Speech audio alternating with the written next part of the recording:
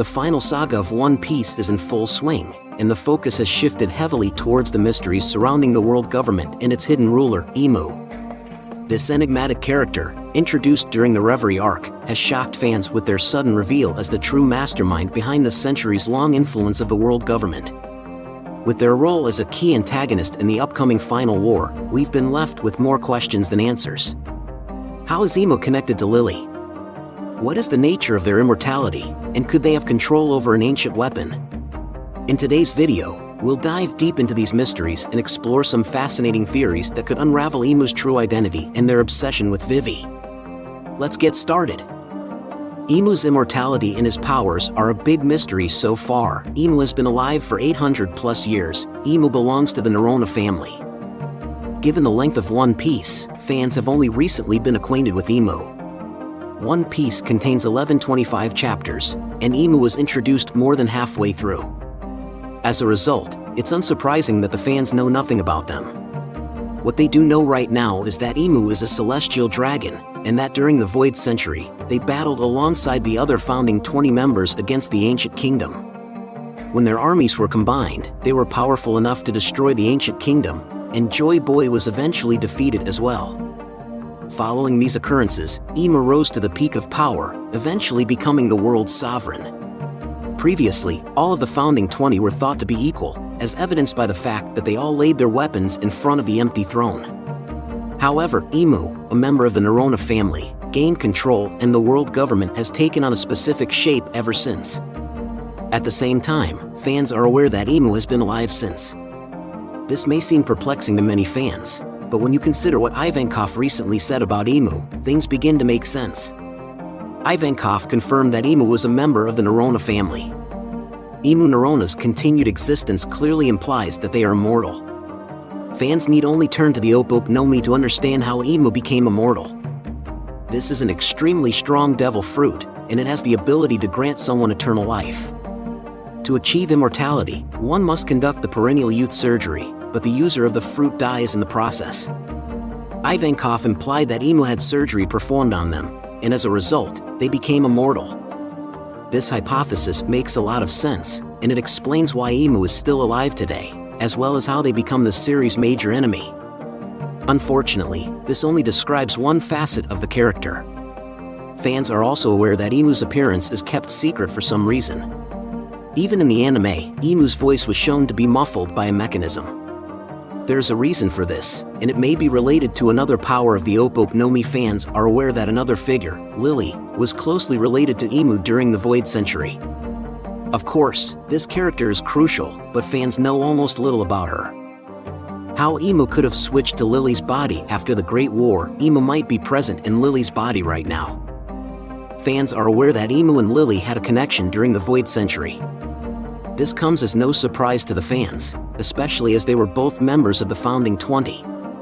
Because they both worked for the same unit, it's inevitable that they'd spent time together. However, Lily was later discovered to have allied with Joy Boy's faction.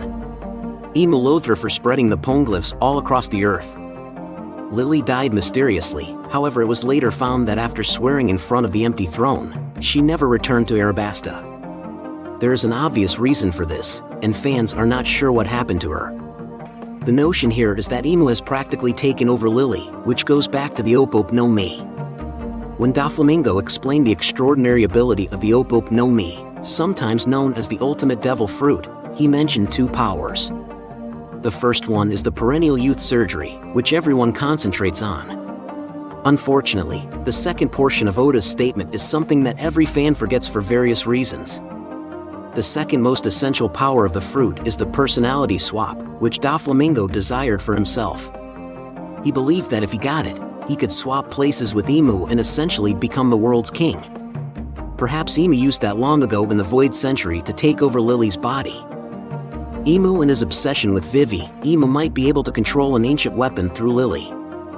The reason Imu would consider taking over Lily's body is due to her exceptional ability. Right now, it doesn't appear that Lily possessed any particular abilities. Fans, on the other hand, are aware that Vivi, her descendant, plays a significant role in One Piece, and that Lily presumably did as well. In the universe of One Piece, There are 3 ancient weapons, each of which appears to be associated with a specific individual. For example, Shirahoshi, the ancient weapon Poseidon, takes form of a live creature.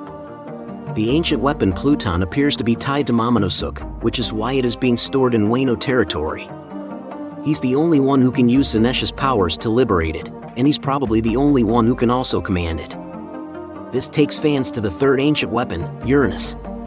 Given that the other 2 were related to a person, it is quite likely that the 3rd ancient weapon was also linked to a commander, and that commander was none other than Lily of the Nefertari family.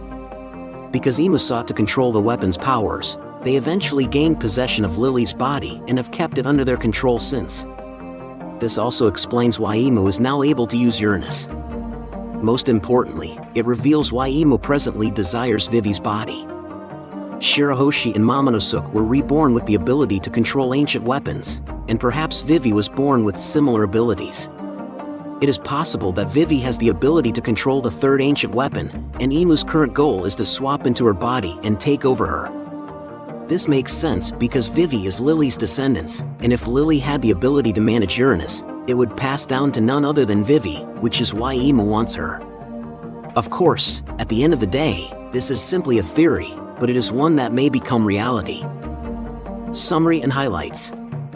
Imu Neurona is about 800 years old and a member of the Neurona family. Imu may have switched personalities with Lily to control an ancient weapon. Imu's passion with Vivi raises the potential of taking her body in order to control Uranus. There's no doubt that Imu's character is shrouded in mystery, and their connection to Lily and Vivi opens up many intriguing possibilities for the future of One Piece. Whether Imu is truly immortal or has used the power of the Ope Ope no Mi to swap bodies, their hold over the world and desire to control the ancient weapons makes them a formidable force in the series' final saga. As we await more revelations, let's keep theorizing and dissecting every new chapter. If you enjoyed today's deep dive into the secrets of Imu and the world government, don't forget to like, subscribe, and hit the notification bell for more One Piece content. See you next time. Thank you very much for visiting the Mugiwara Review YouTube channel, buddy. We hope you enjoy our review analysis. Don't forget to subscribe to continue joining us on our joyful journey in the world of anime. If you have any wishes, questions, or suggestions for our next videos, feel free to express your thoughts in the comments below. Thank you very much for your support, and until we meet again. See you next time, buddy. What is One Piece anime? One Piece is a manga and anime story about a young boy named Monkey D. Luffy who wants to be the king of the pirates in the world. As a child, he eats a devil fruit, a strange plant that makes him able to stretch like rubber. Before the show starts, Luffy goes out into the world for the first time and starts to gather a group of pirates. The main group grows over time, but it starts with Luffy, Nami the Navigator, and a swordsman named Roronoa Zoro. At some point, Luffy and his friends are known as the Straw Hat Pirates, and they go on many exciting adventures across the ocean. One Piece is a lot of fun because it's silly. Luffy goes from island to island around the world in the series. Each island has its own setting and theme. It's a pretty fantastical world full of animals that look like people, live skeletons, and other delightfully strange things. Within moments the group is in a winter scene, and the next they are on a tropical island full of giants. The show is full of silly and bright details. For example, Zoro holds a sword in his mouth, a scary military boss wears a cute bulldog hat. And people don't use phones to talk to each other instead. They use special transponder snails that can send and receive messages. Luffy is a carefree person who just wants to eat a tasty meal and laugh at bad jokes. Even though there are some funny parts in the series, a lot of One Piece is about freedom. During his travels, Luffy often takes up guns to help his friends and encourages others to do the same against pirates and government-backed military occupations. The characters in Luffy and his crew get stronger with each fight, which is typical for shonen manga. A lot of the story is about how Luffy beats a problem that seemed impossible to solve and finds some kind of secret power. After each fight, Luffy and his team get stronger and move closer to his main goal, which is to find the One Piece. Why is it called One Piece? The first part of both the manga and the anime shows that Pirate King Gold D. Roger is telling the truth about the mythical wealth called the One Piece. One Piece is the name of the show because Luffy wants to find the One Piece and become the next Pirate King. One of Luffy's main goals in the show is mentioned in the show's title. What is the One Piece? The answer to this question is still one of the biggest secrets in the series. It's been more than 1,000 episodes, and we still don't know what One Piece is. We know that the One Piece is the name of the treasure that Gold D. Roger collected on his travels because of details in the manga. We still don't know a lot about the treasure, though. There are a lot of ideas from fans about what the One Piece is, but we still don't know what it is or even if it's real. The One Piece could just be the friends Luffy makes along the way.